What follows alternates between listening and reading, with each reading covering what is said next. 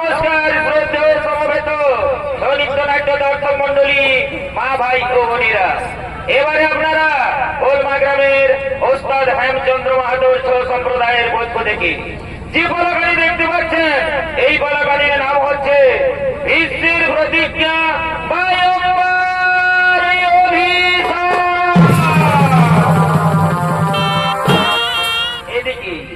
এদিকে বৈকুণ্ঠে সুমেরু পর্বতের উপরে মহামণি বৈশিষ্ট্যের অতি মনোরমা আশ্রম। সেই আশ্রমের আকর্ষণীয় কেন্দ্রবিন্দু ছিল দিব্যগাভী নন্দিনী। তাই মহামণি বৈশিষ্ট্য তার দিব্যগাভী নন্দিনীকে নিয়ে চলেছে তার আশ্রমের দিকে।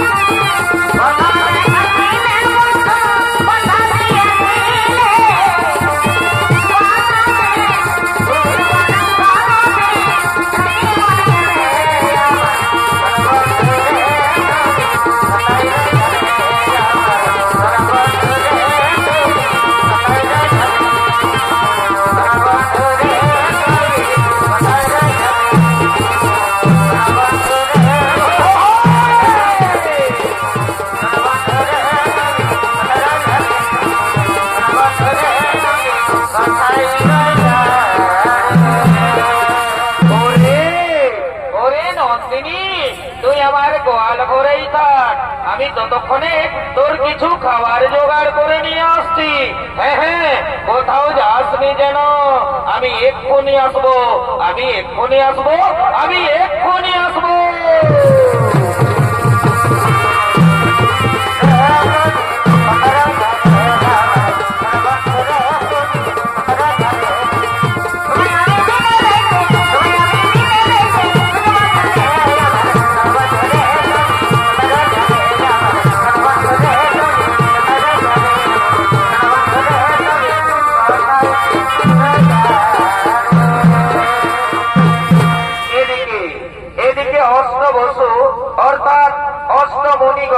তারা চলেছে মহামণি বৈশিষ্ট্যের অতি মনোরমা আশ্রম দর্শন করার জন্য সুমেরু পর্বতের দিকে।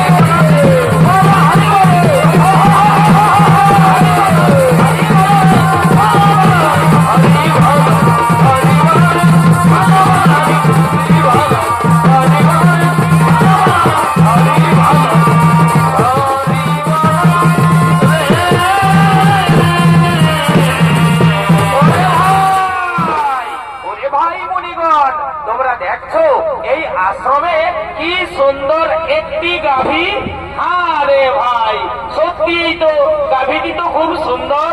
আরে ভাই শোন শোন শোন শোন শোন শোন, তোরা জানিস না এই গাভীটি হলো স্বর্গীয় গাভী সুরভীর কন্যা। দেবতাগণ মহামুনি বৈশিষ্ট্যকে দুগ্ধ পান করার জন্য দিয়েছে। এই গাভীর দুগ্ধের এমনই গুণ, যদি মর্তবাসী একবার পান করতে পারে তাহলে তাদের 100 বছর পর্যন্ত পরমায়ু বৃদ্ধি পায়। এই গাভীর কোনো গান শুনে প্রভাস ঋষির স্ত্রী ছুটতে ছুটতে আসবে।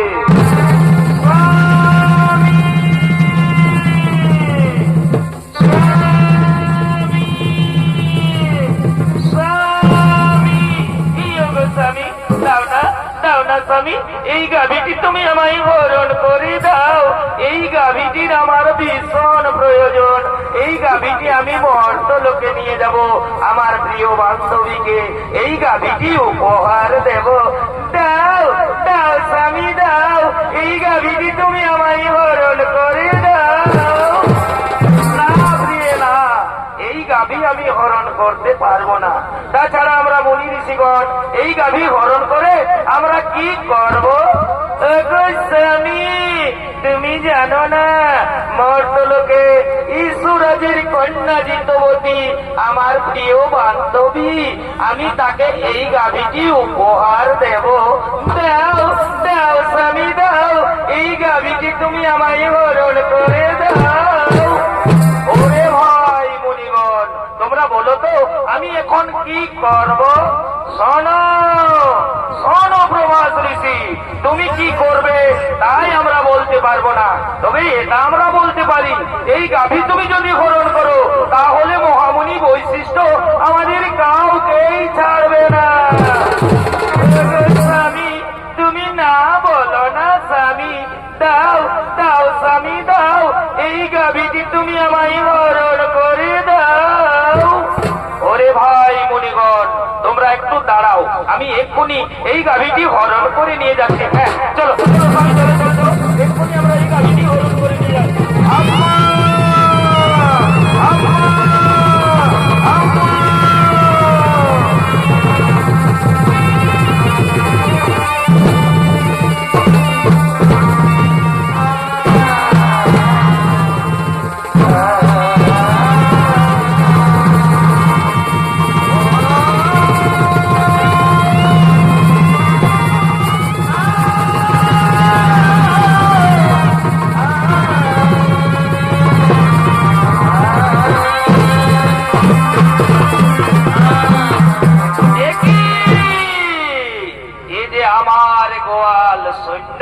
কোথায় গেল আমার দিব্য গাভী নন্দিনী?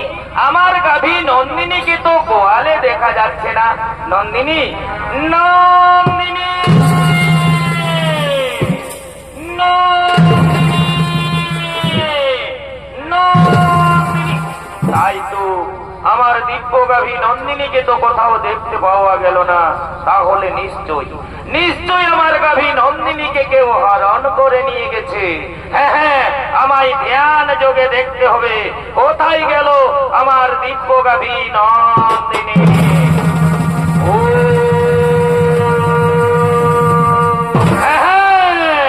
বুঝতে পেরেছি, অষ্টবসু তোমরা এসেছিলে আমার অতি মনোরমা আশ্রম দর্শন করার জন্য। তোমরা আমার দিব্য গাভী নন্দিনীকে হরণ করে নিয়ে গেছো মহর্তলোকে। যাও, আমি তোমাদের অভিশাপ দিচ্ছি, মহর্তলোকে মানব কুলে জন্ম নেবে তোমরা।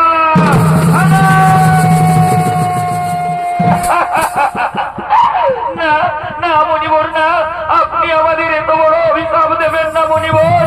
ফিরিয়ে নিন মণিবর, ফিরিয়ে নিন আপনার যে অভিশাপ, আপনি ফিরিয়ে নিন। শোনো শোনো প্রভাস ঋষি, একবার যখন মুখ থেকে বাক্য বের করেছি তখন তার লঙ্ঘন হবে না। অভিশাপ তোমাদের পড়বে, তোমাদের মর্তলোকে মানব কুলে জন্ম নিতেই হবে।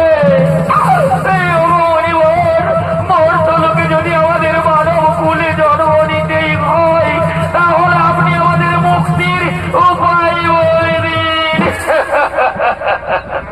শোনো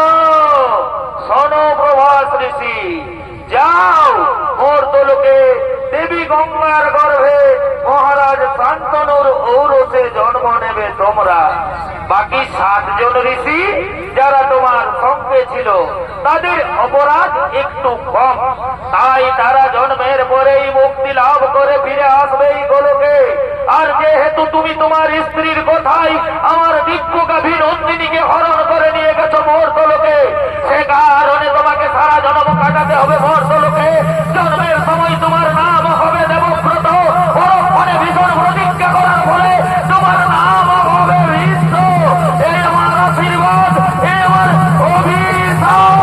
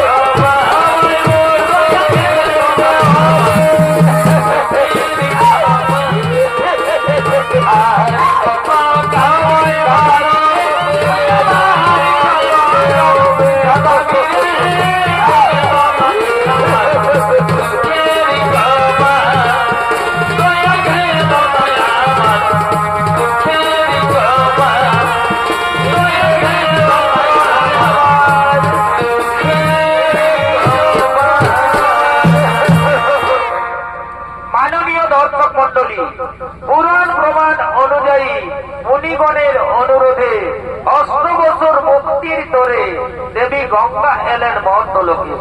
মহারাজ শান্তনুর ঔরসে দেবী গঙ্গার গর্ভে জন্ম নিলেন 8 বছর। 8ম গর্ভে জন্ম নিলেন মহামণি প্রভাস ঋষি। জন্মের সময় তার নাম হয় দেবব্রত, পরক্ষণে ভীষণ প্রতিজ্ঞা করার ফলে তার নাম হয় ভীষ্ম।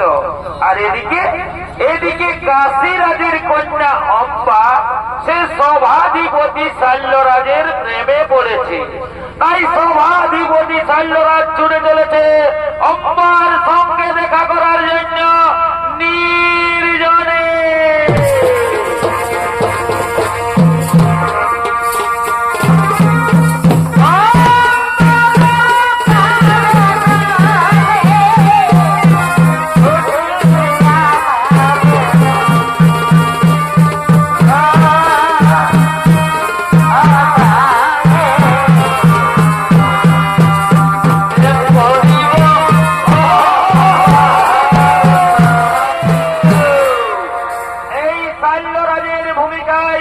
আপনাদের সামনে ছৌ নৃত্য পরিবেশন করে দেখাবেন বর্মা বিবাদী সংঘ ছৌ সম্প্রদায়ের এক তরুণ ছৌ নৃত্য শিল্পী ফকির চন্দ্র মাহাতো।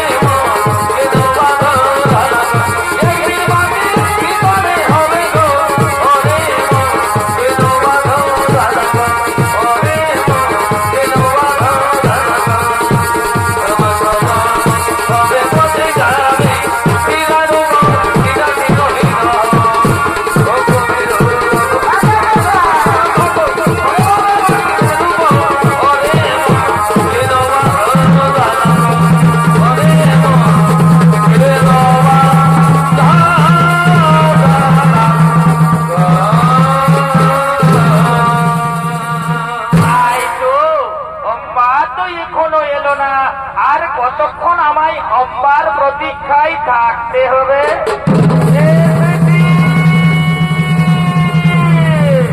আমি এসেছি কুমার।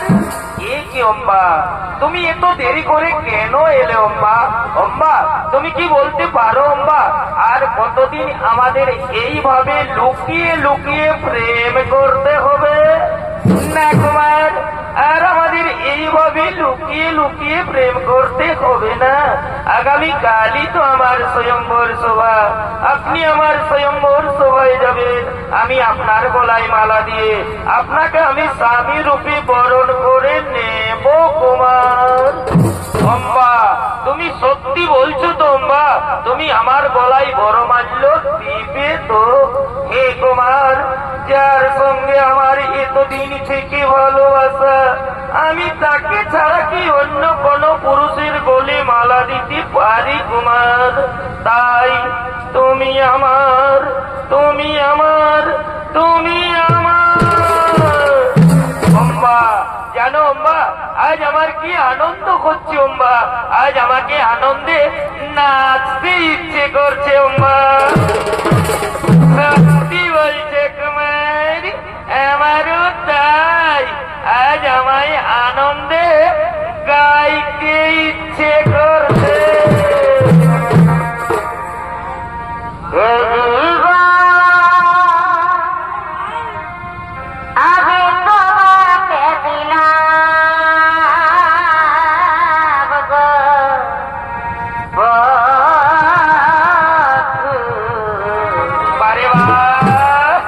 তবে শুধু ভালোবাসা দিয়ে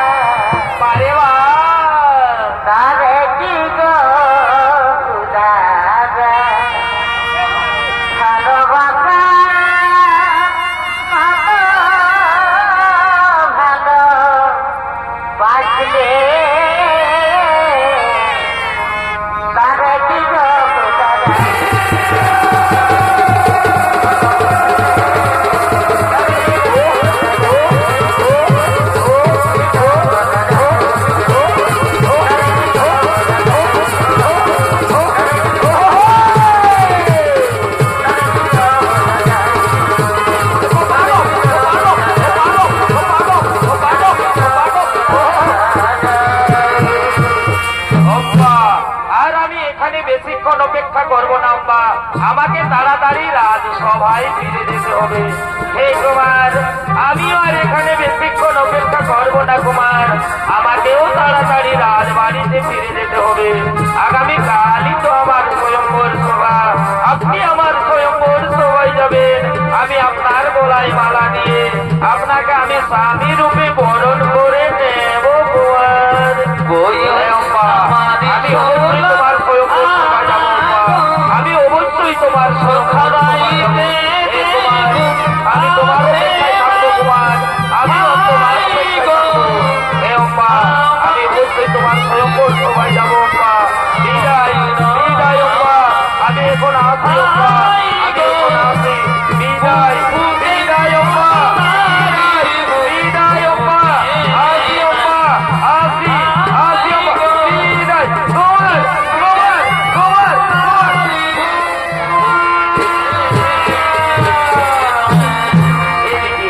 এদিকে কাশীরাজের তিন কন্যা অম্বা, অম্বিকা ও অম্বালিকা। কাশী মহারাজ তিনি তার তিন কন্যার করেছেন স্বয়ম্বর সভার আয়োজন। দেশ বিদেশ রয়েছে নিমন্ত্রণ, দেশ বিদেশ থেকে রাজা রাজপুত্রগণ তারা স্বয়ম্বর সভায় করছেন আগমন।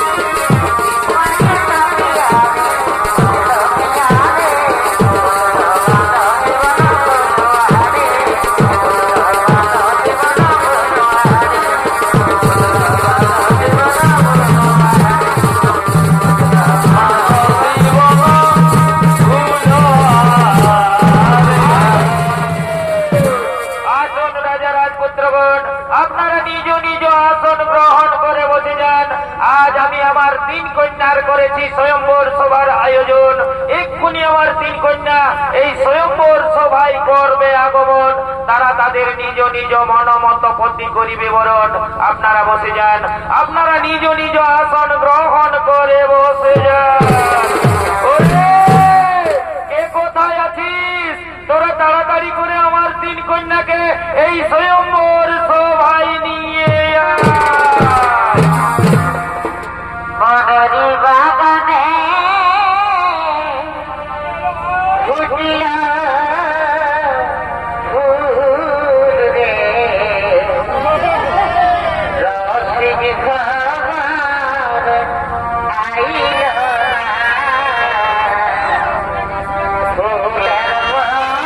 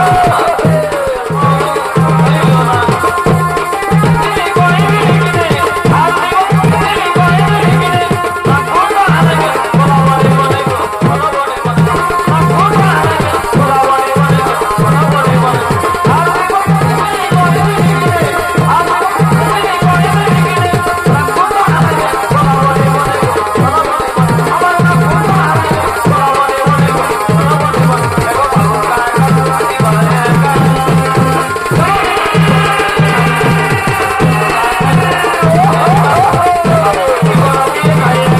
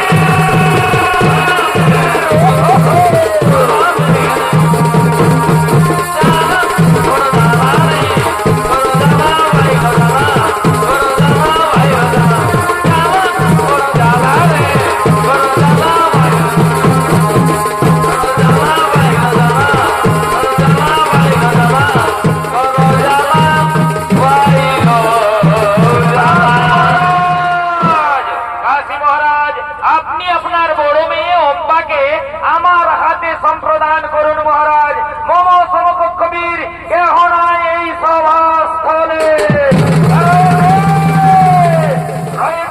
মহারাজ তব সমকক্ষ বীর উপস্থিত এই সভাস্থলে।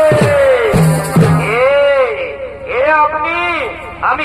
আমি হস্তিনাধিপতি শান্তনুনন্দন গঙ্গা পুত্র ভীষ্ম। তুমি এসেছো এই স্বয়ম্বর সভায়? আরে আরে দেখ দেখ দেখ দেখ দেখ, বিশ্ব এসেছে এই স্বয়ম্বর সভায়। বিশ্ব আবার 80 বছর বয়সে নিজেকে যুবক প্রমাণ করার চেষ্টা করছে রে। আরে ভাই শোন শোন শোন শোন, আমার মনে হয় বিশ্ববোধই তার পিতার মৃত্যুর অপেক্ষায় ছিল। তার পিতা মৃত্যুবরণ করেছে, তার মা শাখা পলাও ভেঙেছে, আর বিশ্ব তার দৃঢ় প্রতিজ্ঞাও ভেঙেছে। চুপ করুন, চুপ করুন রাজপুত্রগণ, আপনারা সকলে চুপ করুন। আমি নিজে বিয়ে করার জন্য এই স্বয়ম্বর সভায় আসিনি। আমি এই স্বয়ম্বর সভায় এসেছি বাহু বলে 3 কন্যাকে হরণ করে নিয়ে যাবো হস্তিনার রাজপ্রাসাদে। আমি আমার ভাই বিচিত্রবীর যে রানী বানাবো। বাধা দিকে যদি কারো শক্তি থাকে তবে এসো, এসো এই বিশ্বের সম্মুখে। এই সভাস্থল থেকে আমার 3 কন্যারে করিবে হরণ, না হলে ধরো এক্ষুনি আমি তোমায় বলিব। তবে তাই হোক, তবে তাই হোক রাজা রাজপুত্রগণ। দেখি দেখি কার মনে কত শক্তি ধরেছে। চলে এসো, চলে এসো রাজকন্যাগণ, তোমরা আমার সঙ্গে চলে। না না না না না, আমাদের ছেড়ে দিন, আমাদের। ওরে ওরে রাজা রাজপুত্রগণ, তোমরা সকলে মিলে করো আক্রমণ। কৃষ্ণদেব আমার 3 কন্যারে করিল হরণ। একই লজ্জা মোর, মারিল রক্ষিতে আমি নিজ কন্যারে। একই লজ্জা মোর, মারিল রক্ষিতে আমি নিজ কন্যারে। একই লজ্জা। বিশ্বদেব,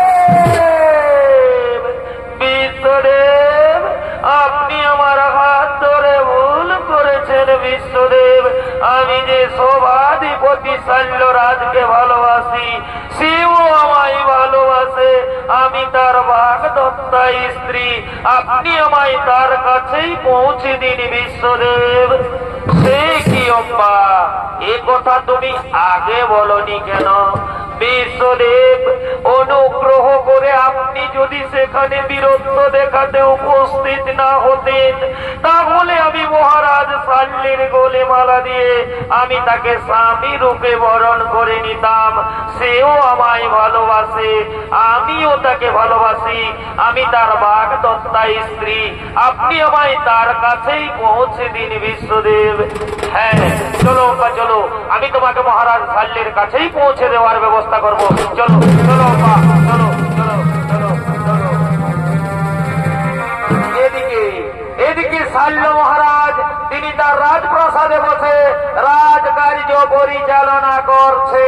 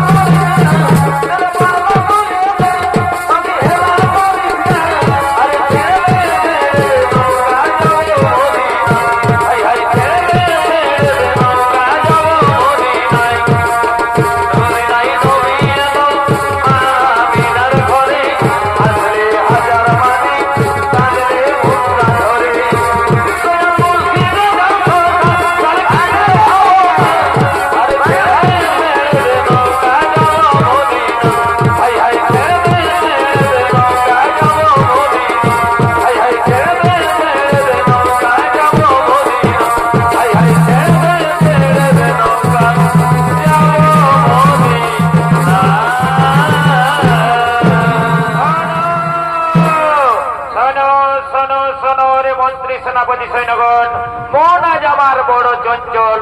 আজ সবার কাজ কিছু হবে না। আজ তোমরা নিজ নিজ কক্ষে ফিরে যাও। আজ আমায় একটু একা থাকতে দাও।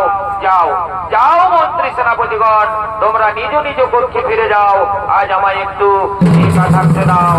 আজ আমায় একটু একা থাকতে দাও। সভাধিপতি সাল্লের জয়। কে আপনি? আমি হস্তিনা নগরের মহামন্ত্রী। এই নিন মহারাজ, আপনার বাগদত্তা স্ত্রীকে আপনার কাছে পৌঁছে দিয়েছি। আপনি একে গ্রহণ করুন। আমি এখন আসি মহারাজ, আমি এখন আসি। অম্বা, তুমি এসেছো? বারে, স্ত্রী তো স্বামীর কাছে আসবে। এখনো আমি মনে প্রাণে বিশ্বাস করি তুমি আমার স্বামী। নাও নাও কুমার, তুমি আমায় গ্রহণ করো।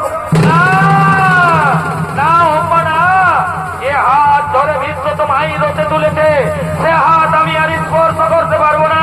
যে মুহূর্তে বিশ্ব তোমার হাত ধরে রথে তুলেছে সেই মুহূর্তে তুমি বিশ্বের উচ্ছিষ্ট হয়ে গেছো। তুমি বিশ্ব করতে কবরিটা, তুমি কলঙ্কিনী।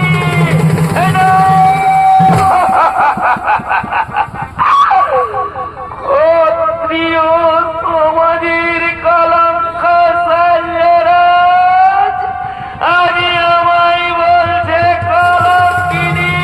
চুপ করো, চুপ করো দুর্বিষণা নারী। আমি আবারও বলছি, যে হাত ধরে বিশ্ব তোমায় রথে তুলেছে সে হাত আমি আর স্পর্শ করতে পারবো না। যে মুহূর্তে বিশ্ব তোমার হাত ধরে রথে তুলেছে সেই মুহূর্তে তুমি বিশ্বের উচ্ছিষ্ট হয়ে গেছো। তুমি বিশ্ব কর্তৃক অপহৃতা। এই অপহৃতা নারীকে মহারাজ শাল্য কোনদিন গ্রহণ করবে না। তুমি তোমার বিশ্বদেবের কাছেই ফিরে যাও। তুমি তোমার বিশ্বদেবের কাছেই ফিরে যাও।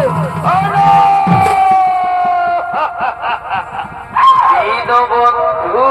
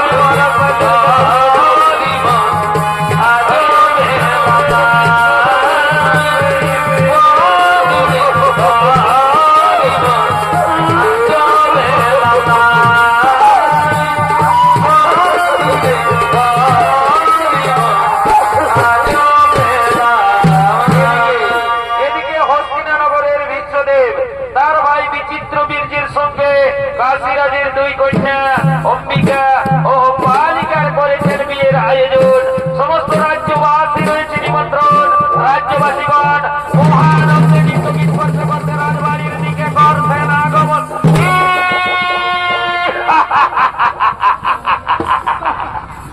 আরে ভাই কি মজা রে ভাই, কি মজা!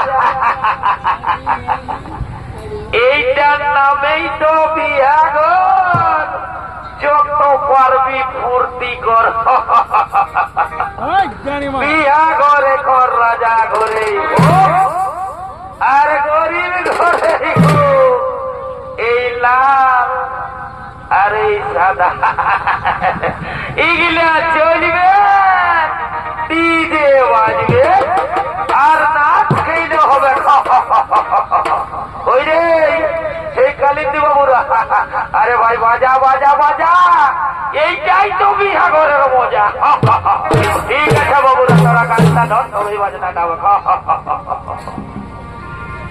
আর রঙের বোতল দেখলে আমার মাথা দেখো গা।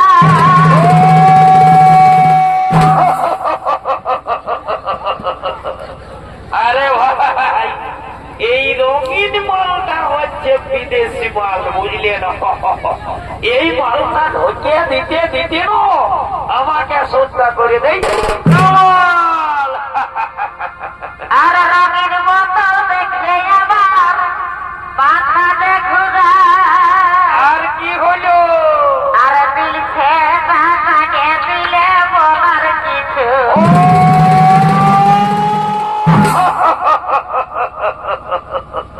আরে ভাই এই দিল সেটা হচ্ছে আমাদের দেশি, বুঝলেন? ওই জন্য এর আদরটা একটু বেশি। অবন গেল রে মাঠে, মন গেল রে মাঠে, নাচে নুচে খাটে দিব আজ রাতে।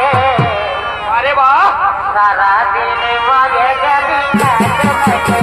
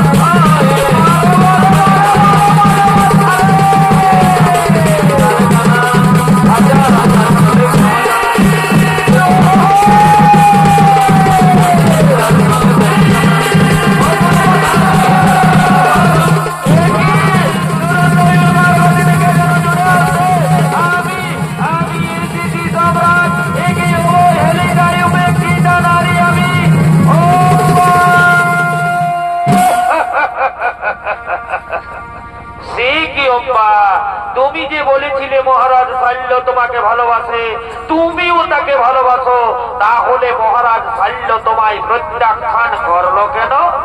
আপনার জন্য। আপনি আমার হাত ধরে রথে তুলেছেন বলে মহারাজ শাল্য বলেছে এ হাত সে আর স্পর্শ করবে না।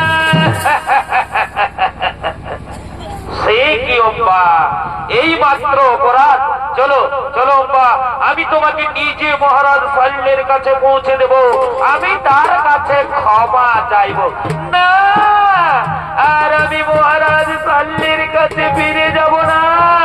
সে আজ আমার চোখে নরকের কৃমি কীটের অধম।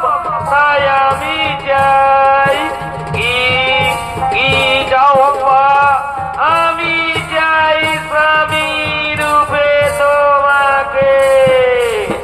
না না অম্বা না, অতীতেই থেমে গেছে জীবনের সুখ, জীবনের সুখ স্বাচ্ছন্দ্য সব আত্মা নলে আত্মা হতি দিয়া লইয়াছি বিশ্ব নাম। পূর্বেই প্রতিজ্ঞা করিয়াছি আমি জীবনে কখনো বিয়ে করব না।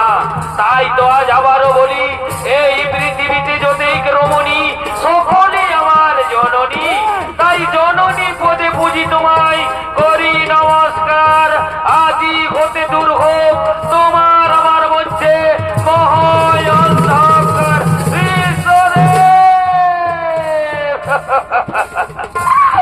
বিশ্বদেব মানিব না আমি, লইব প্রতিশোধ করিন প্রতিজ্ঞা। জ্বলন্ত অগ্নিকুণ্ডে প্রাণ বিসর্জন দেব, পুনরায় জন্ম নেব।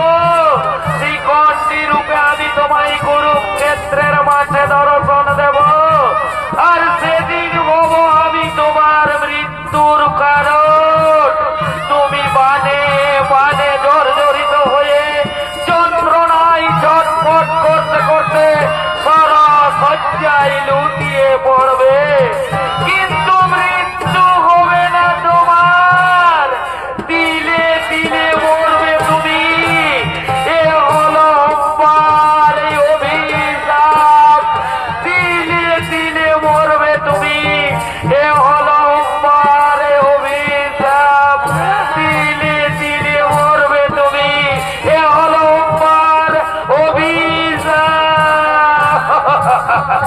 না অম্বা না, তথাপি ভাঙিবে না কভু এই বিশ্বের প্রতিজ্ঞা। তথাপি ভাঙিবে না কভু বিশ্বের প্রতিজ্ঞা। তথাপি ভাঙিবে না কভু এই বিশ্বের প্রতিজ্ঞা।